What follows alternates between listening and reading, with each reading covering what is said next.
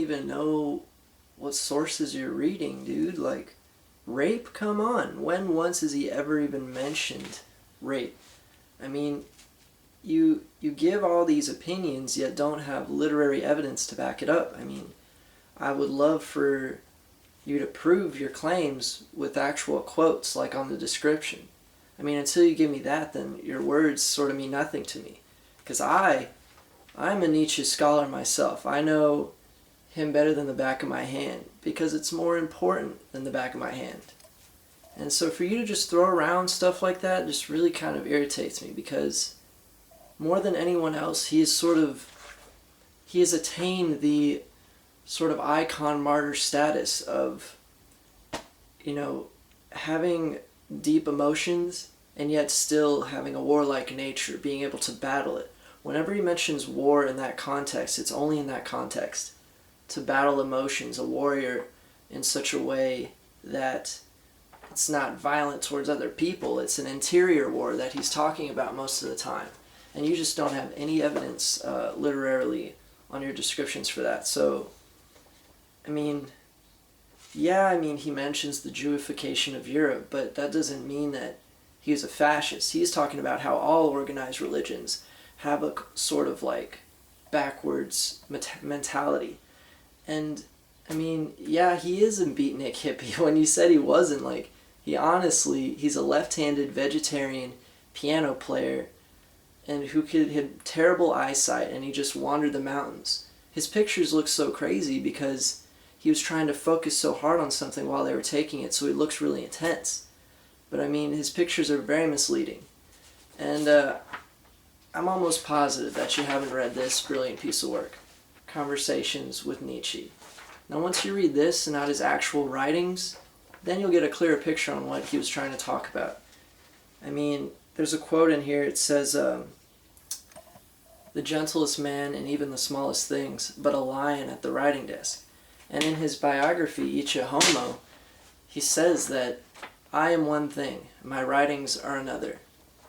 And so, I really don't... How much have you read? Just get back to me. Like, which ones have you read and how many times? I've read it all, and I've read his notes, and The Gay Science I've read 3 times, Beyond Good and Evil 3, Genealogy and Morality. It's too important to forget, which is why I sort of have a photographic memory for those things that I find important. Also because my moon is in Cancer, but that's beside the point. And we share Jupiter in Pisces, so we're really gentle, and we like to help people, but in a quiet way. But that's beside the point too. He just wanted to pave the way for a new renaissance. And with that in mind, you have to take into account that he was in the Franco-Prussian War, and he had experienced war and famine. And that is what changed him in a way. That's when he wrote his first book, Birth of Tragedy, during that war. And because of all the violence he saw, he was very sensitive to the needs of others. He knew suffering from a first-hand experience.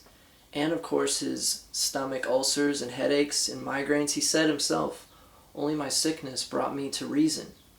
And I just feel so sorry for him, and I feel sorry for his like mass interpretation. You saw my video on how he wasn't an anti-Semite in any way whatsoever. He just believes that the Jews sort of made a sort of like a too literal of a morality scale between good and evil, and that, if you do 51 good deeds, that'll overcome your 50 sins. It was too plus and minus for him. Judaism was, Christianity was, and he even criticizes the Buddha, but that doesn't mean that he was an anti-Semite. It sounds weird. He says Buddhism is 100 times more realistic than Christianity, because it takes the body into account, and Christianity sort of hates the body and you're born into sin. But the Buddha, he says he calls it more of a hygiene than a religion. And just read his autobiography once more, because I really think you didn't get the big picture. And as far as the aristocracy thing, he's definitely about individualism. But there are a few good men. I mean, if 50 million Hicks, overcome the 3 intellectual college students, that doesn't mean that democracy should ever be in process. I mean, I don't really like democracy myself. I think it's kind of stupid. I mean, to have 50 million people vote over the actual educated is retarded to me. So there are definitely a few good men, and I mean, he was one of them.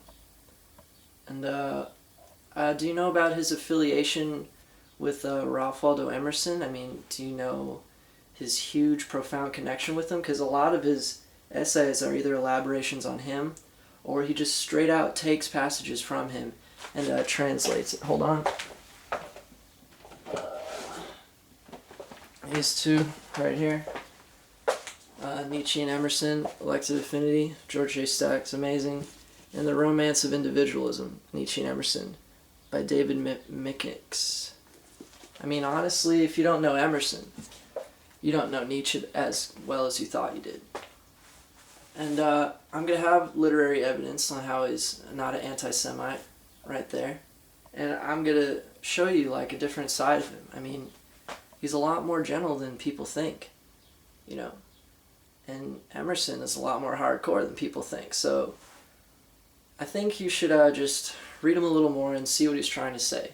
Because I honestly believe he was helping attain the next step in evolution. And that's just my belief. I think he wasn't the Superman he mentioned, but he knew sort of its implications from the get-go. And yeah, read that stuff, get back to me, because once you know about Nietzsche, you can never forget about him. Peace.